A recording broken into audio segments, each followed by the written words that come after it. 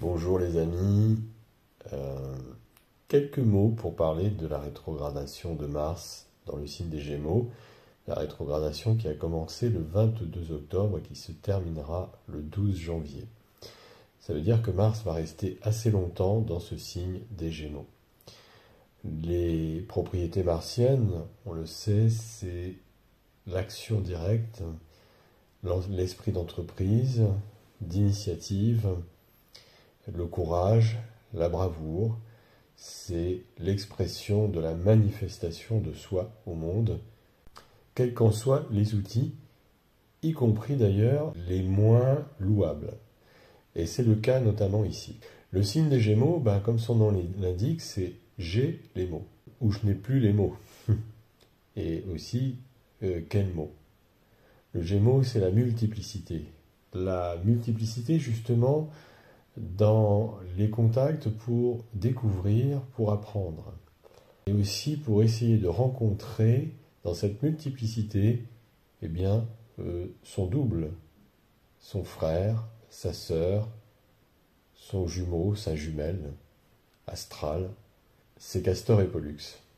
Mais dans certains cas, ça peut être, hélas, Abel et Caïn. Et on connaît la parabole de l'histoire d'Abel et Caïn. Eh bien, c'est un petit peu ce cas de figure dans lequel nous sommes actuellement. Mars rétrograde, ça veut dire qu'il n'est pas très à l'aise dans sa rétrogradation. Vous imaginez bien, vous avez ce Mars-là qui a l'habitude d'agir, d'être plein d'entrain, plein d'enthousiasme, d'entreprendre, d'initier des choses, d'impulser des choses, d'avancer bille en tête dans sa vie et dans le monde, en se foutant d'ailleurs pas mal de la manière dont finalement il agit. Ça, c'est pas le problème de Mars, dans un premier temps en tout cas. Et bien là, il est rétrograde. Ça veut dire qu'il est obligé de marcher en arrière. C'est difficile pour quelqu'un qui a l'habitude de foncer et d'aller en avant. C'est même une frustration énorme. Donc là, c'est le sentiment de frustration, en effet, que peut ressentir ce Mars rétrograde dans les Gémeaux. En même temps, c'est une nécessité. Pourquoi? Parce que le carré qu'il fait à Neptune et Jupiter montre que l'action martienne est frauduleuse, malhonnête, trompeuse, mesquine, tous les défauts, en fait, neptuniens. Les actions de Mars, si vous voulez, ne sont pas du tout en rapport avec les paroles prononcées. Ici, c'est un peu la chanson parole, parole, caramel, bonbon et chocolat. C'est-à-dire que ce Mars-là, il a un petit peu empapaouté tout le monde, il a bluffé, il a raconté son histoire, son scénario. D'ailleurs, le scénariste, c'est Jupiter-Neptune. C'est sûr que là, avec Jupiter-Neptune, on peut être un très bon scénariste, un très bon écrivain pour raconter justement des choses imaginaires, des choses qui n'existent pas. Par ailleurs, c'est un des défauts du signe des Gémeaux. C'est un signe qui a tendance, de par sa dualité, à s'inventer des histoires, à se raconter parfois une autre vie. Du coup, avec ce Mars-là rétrograde dans les Gémeaux, eh bien oui, on peut dire qu'ici, il y a eu, avec le carré à Neptune et à Jupiter, tromperie, bluff, abus de confiance, action illicite, voyez, litigieuse avec Jupiter, parce que Jupiter représente quand même les choses légales, la morale, donc des actions frauduleuses. Vous voyez, ici, c'est manquer à sa parole, manquer à ses engagements, être dans une démarche de tromperie, de bluff. Et aussi, parce que Mars rétrograde, en ce moment, il est mis face justement à ces actions qu'il a engagées dans ce sens-là, eh bien, il a tendance à fuir ses responsabilités et à se dérober. à se dérober à eh bien justement ces actions qui ont manqué à sa parole. Et donc avec ce Jupiter-Neptune qui en plus rétrograde dans les Poissons, ce Mars-là a agi dans le sens d'un scénario trompeur. Évidemment, au niveau de l'astrologie mondiale, vous voyez très bien où je veux en venir et de quoi je veux parler.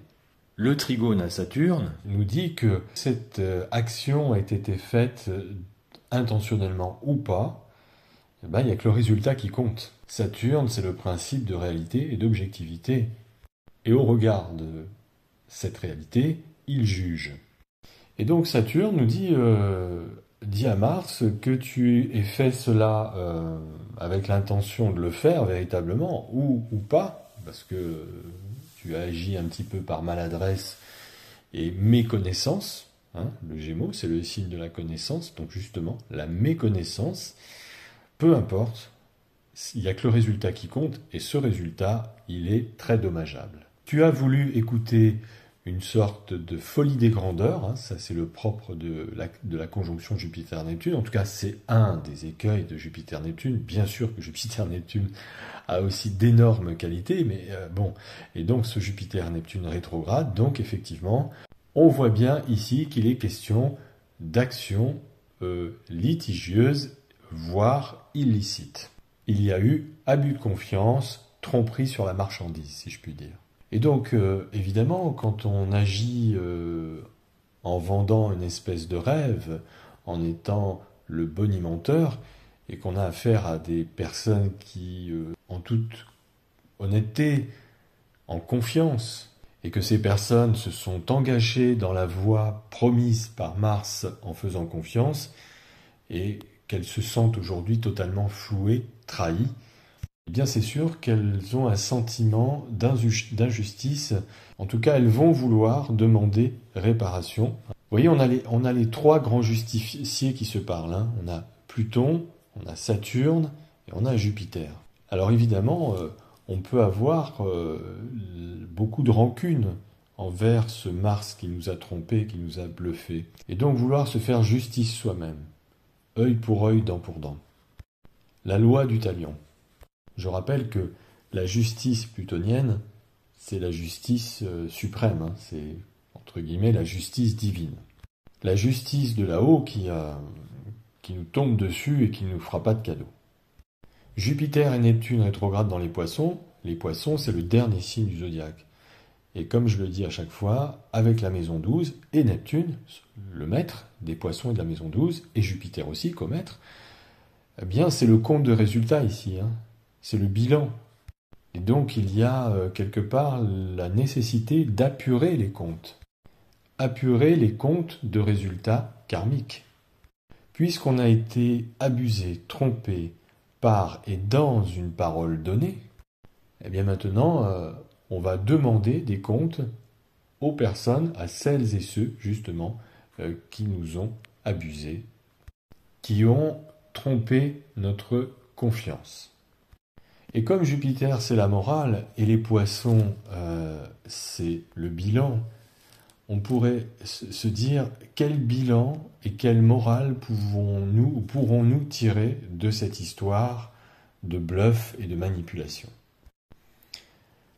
Évidemment que la vie ayant horreur du vide et que la roue karmique tourne sans cesse quant aux personnes qui se sont comportées comme ça ou à celles qui ont été victimes de cela, eh bien, dans tous les cas, il est question de réparer les torts qu'on a subis ou qu'on a fait subir. C'est l'enseignement de cette carte, de cette position de Mars et de la position des autres planètes et notamment du signe des Poissons.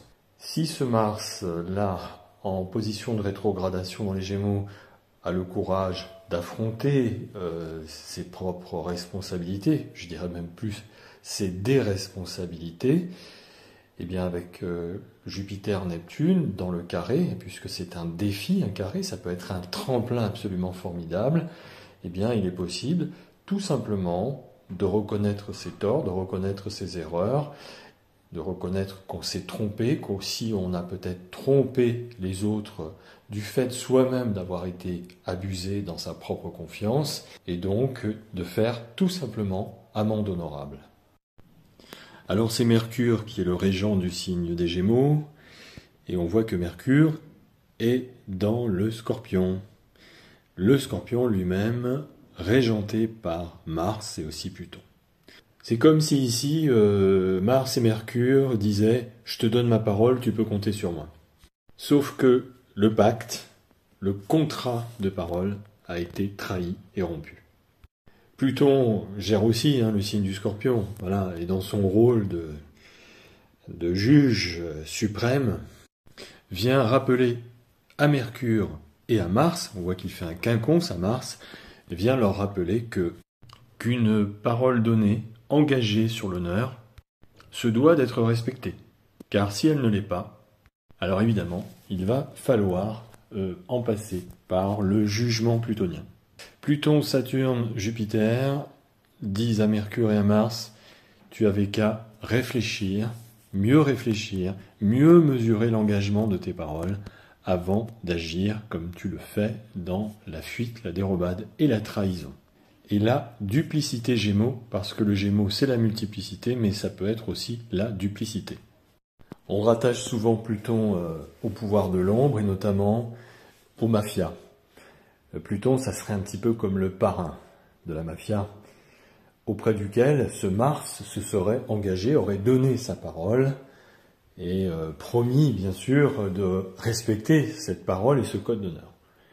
Donc vous imaginez ce Mars trahissant le parrain de la mafia.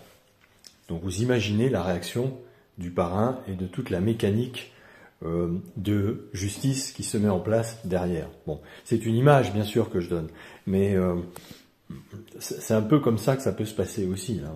Et donc ce parrain-là, à qui on donne un coup de couteau dans le dos, évidemment, la réaction risque d'être à la hauteur du coup de couteau reçu. Et de la trahison, le manquement à sa parole subi. Alors on voit que ce Mars reçoit un trigone de Saturne. Donc c'est un aspect plutôt facilitant. Ça veut dire que Saturne ici se pose en aide à ce Mars. Mars qui a peut-être agi de façon brutale, précipitée, ne mesurant pas les conséquences sur le coup de ses décisions, de ses actes. Surtout dans le signe des Gémeaux, il y a un risque du coup de dispersion, d'éparpillement, et au final, avec le carré à Neptune, de ne plus savoir où on en est. Mars rétrograde, avec le soutien de Saturne, le sage Saturne, le maître du karma selon les anciens, permet justement de réfléchir et de retrouver de la raison, de retrouver de la sagesse, et de prendre conscience justement, dans cette façon inconséquente d'agir ou d'avoir agi, des effets karmiques, dommageables, dans le sens de l'histoire que nous écrivons, que nous construisons.